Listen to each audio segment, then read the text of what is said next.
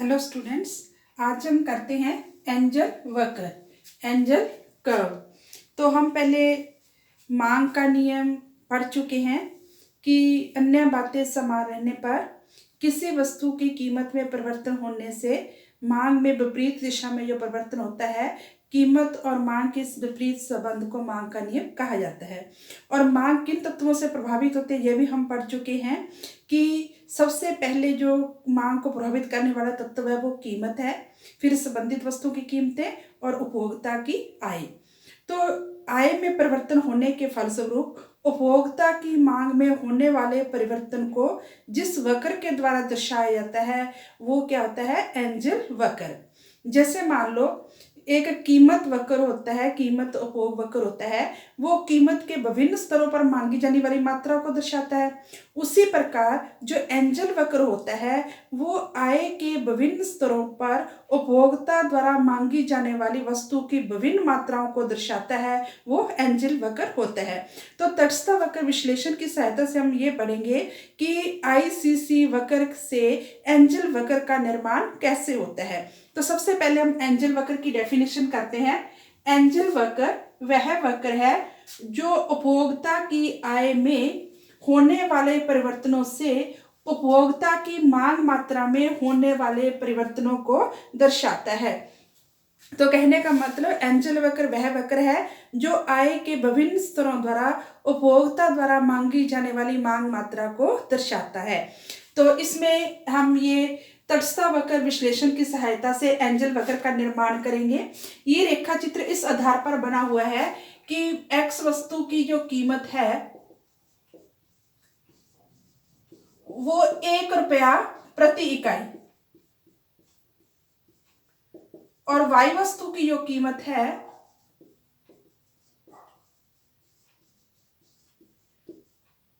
वो है 2 रुपये प्रति इकाई। मान लो उपभोक्ता की इनकम पहले क्या है, 100 रुपये। तो ओ एक्स अक्ष पे हमने ली एक्स वस्तु की मात्रा और ओ वाई पे ली वाई वस्तु की मात्रा। और इसके नीचे बिल्कुल जो रेखा चित्र बना हुआ है वहां पर ओ एक्स अक्ष पे लेनी हमने एक्स वस्तु की मात्रा और ओ वाई पे लेनी है आई रुपयों में। तो सबसे पहले हम क्या करते हैं, ये कीमत रेखाएं हैं, पहली, दूसरी और तीसरी। कीमत रेखा क्या होती है कि दी हुई आय से उपभोक्ता 2 वस्तुओं की कितनी मात्रा खरीद सकता है। तो सबसे पहले हम लेते हैं कि उपभोक्ता की आय 100 रुपए है, ठीक है। तो कीमत रेखा ये वाली होगी। कैसे?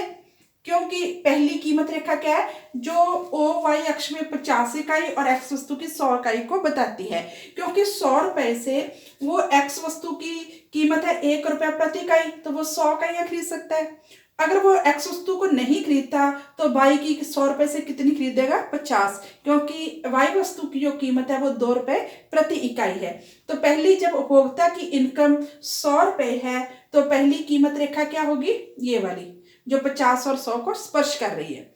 फिर मान लो और उपभोक्ता क्या है,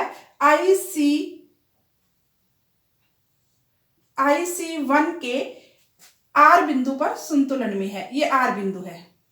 इससे क्या पता चलता है कि उपभोक्ता की इनकम जब 100 रुपए है तो वो वाई वस्तु की 25 इकाइयां, तो कितने रुपए खर्च हो गए, 50 रुपए। बाकी जो 50 रुपए बचे उससे एक्स वस्तु की 50 इकाइयां खरीदता है। अब क्या है, इनकम मान लो बढ़कर होगी 200 रुपए, तो ये कीमत रेखा बाहर की तरफ शिफ्ट होगी और कहां पे होगी, एक्स वस्तु की तो वो 100 इकाइयां खरीदेगा 200 रुपए से, क्योंकि कीमत क्या है, 2 रुपए प्रति इकाई। और वाई वस्तु की वो 100 इकाइयां खरीदेगा क्योंकि वाई वस्तु की कीमत क्या है, 2 रुपए प्रति इकाई।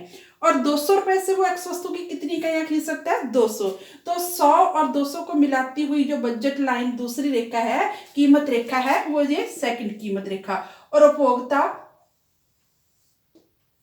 IC2 के एस बिंदु पर संतुलन में है।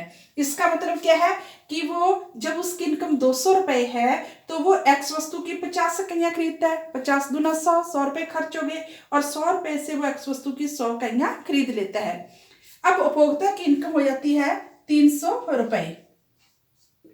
तो बजट रेखा क्या होगी, इधर 150 और इधर 300, क्योंकि वो 300 रुपए से एक्स वस्तु की 300 इकाइयां खरीद सकता है और वाई की कितनी खरीद सकता है, 150, क्योंकि 2 रुपए प्रति इकाई है।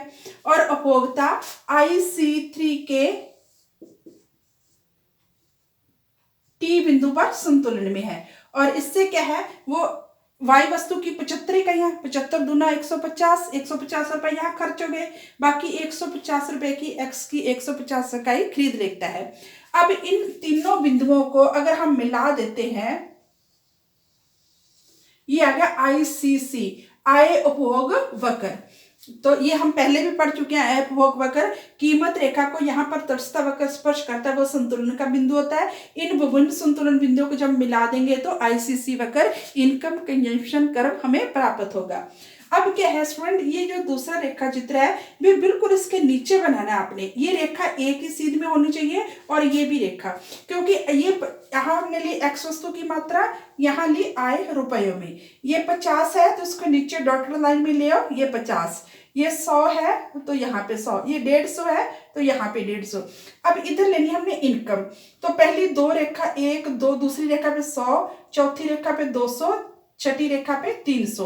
तो जब इनकम, ये जो कीमत रेखा है वो कब थी, जब इनकम 100 रुपए थी।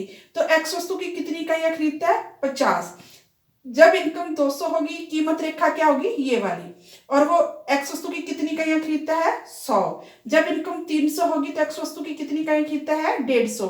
तो आय के विभिन्न स्तरों पर एक्स वस्तु की मांगी जाने वाली मात्रा को जो वक्र दर्शाता है कि ये हो गए LMN। इन अगर बिंदुओं को जोड़ दिया जाए तो एंजल वक्र प्राप्त होता है। अब देखो क्लियर हो गया, एंजल वक्र वह वक्र है जो आय के विभिन्न स्तरों पर किसी वस्तु की मांगी जाने वाली मात्रा को दर्शाता है। तो इस प्रकार हमने ICC वक्र की सहायता से एंजल वक्र का निर्माण किया। स्टूडेंट ये मोस्ट इंपोर्टेंट क्वेश्चन है और ये आपको ज्यादातर 7 नंबर का क्वेश्चन आता है, तो इसलिए आपने पहले डेफिनेशन बतानी है, फिर ये रेखा चित्र बनाना है और बाद में इस रेखा चित्र की व्याख्या लिखनी है। तो इसमें मैंने व्याख्या आपको समझा दी है कि ये इधर इकाइयां दी गई हैं, एक्स वस्तु की कीमत, वाई वस्तु की कीमत, इनकम जब 100 रुपए है, 200 रुपए है, 300 रुपए। तो आय के विभिन्न स्तरों पर एक्स वस्तु की मानी जाने वाली मात्रा को जो वक्र दर्शा रहा है वो एंजल वक्र है। तो संक्षेप में हम कहेंगे एंजल वक्र वह वक्र है जो आय के विभिन्न स्तरों पर उपभोक्ता द्वारा मांगी जाने वाली मात्रा को दर्शाता है। तो इस प्रकार आज हमने एंजल वक्र किया। Thanks students.